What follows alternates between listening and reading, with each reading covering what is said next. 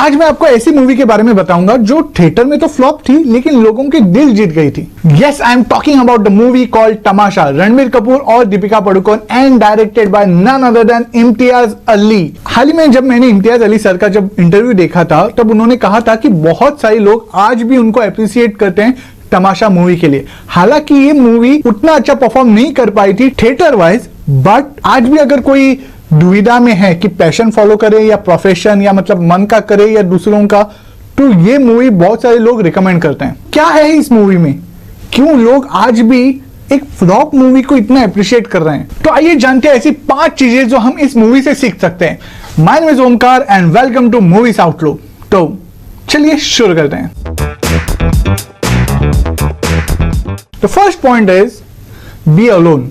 नहीं, be alone but not lonely. Because बहुत बार अकेले रहने को हम एक बुरी चीज या फिर नेगेटिव चीज समझते हैं, लेकिन एक्चुअली में अकेले रहना बहुत ही इंपॉर्टेंट होता है। अकेले रहना मतलब एक्चुअल में पूरी लाइफ अकेले रहने की बात नहीं कर रहा हूं, मतलब दिन में एक छोटा सा टाइम हमको निकालना चाहिए खुद के लिए। जैसे आप मूवी में देख सकते हो कि रणबीर कपूर सोलो ट्रिप के लिए निकल जाता है। ऑब्वियसली वहां उसको दीपिका पादुकोण मिलती है, but he went solo. Not just he went solo, he was experiencing himself. He was experiencing his new personality, new style, new looks. जो आजकल के भाग दौड़ी की जिंदगी में हमको अकेले में खुद के लिए कुछ तो टाइम निकालना बहुत जरूरी होता है, और वही वेद उस मूवी में निकालता है। क्योंकि बाद में जो पर्सनैलिटी उसकी निखर के आती है और जिस पर्सनैलिटी की वजह से वो सक्सेसफुल बनता है, उस पर्सनैलिटी को पहली बार उस कौशिका के ट्रिप में एक्सपीरियंस करता है, जिसके लिए वो अकेला गया था। As I told you, be alone but again be alone but not lonely. और जब आप अकेले रहते हो तो दूसरों के बारे में नहीं, खुद के बारे में सोचो, क्योंकि तभी हम खुद को एक्चुअल में एक्सप्लोर कर सकते हैं। So that's the first lesson that we can learn from this movie,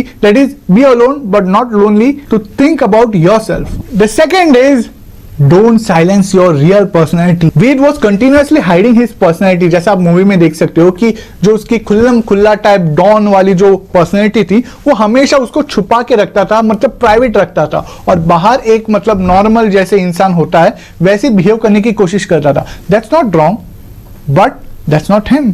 That's the main question.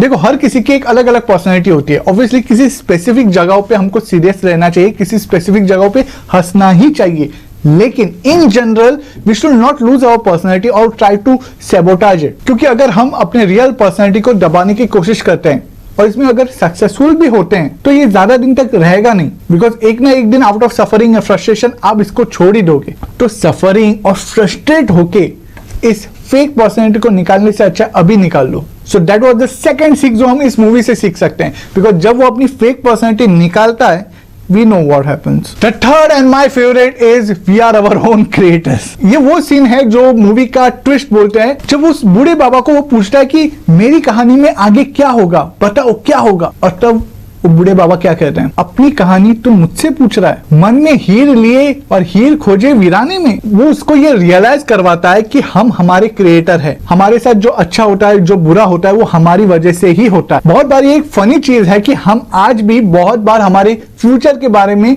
दूसरों से पूछते हैं या फ्यूचर के लिए दूसरों के ऊपर डिपेंडेंट होते हैं।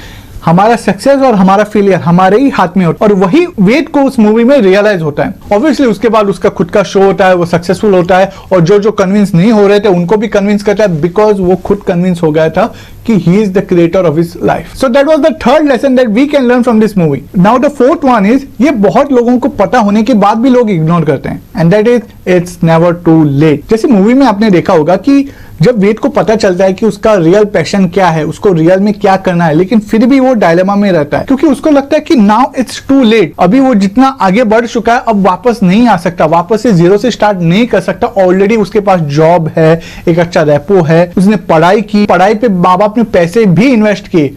अब इतना सब कुछ करने के बाद फिर से स्टार्ट करना, नो, इट्स टू लेट। और वही डायलेमा उसको खाए जा रहा था। And then what happens, Deepika Padukone enters his life and tells him and makes him realize that it's never too late. Obviously हमारी जिंदगी की शुरुआत या हमारी कहानी की शुरुआत कैसे होती है ये शायद हमारे हाथ में नहीं था, लेकिन वो कैसे एंड होगी ये हमारे हाथ में जरूर होता है, और अभी भी है। So it's never too late until you die. So that was the fourth lesson that we can learn from Tamasha movie. And the last and not the least is, देखो हमारे लाइफ में बहुत सारे लोग इन्वॉल्व होते हैं, हमारे माँ बाप, भाई बहन, गर्लफ्रेंड बॉयफ्रेंड, पति पत्नी, बच्चे, फ्रेंड सर्कल, नेबर्स, कलीग्स, बहुत सारे लोग होते हैं, बहुत सारे। और इन्हीं में से या फिर इनमें से कोई एक ऐसा होता है जो हमें आगे बढ़ने के लिए प्रोत्साहित करता है। जैसे आपने मूवी में देखा होगा कि दीपिका पादुकोण जिस तरीके से एंट्री मारती है रणबीर कपूर की लाइफ में और उसकी लाइफ बदल देती है, the time when he was in dilemma, और जिस तरीके से वो बिहेव कर रहा था, फिर भी patiently Deepika was listening to him,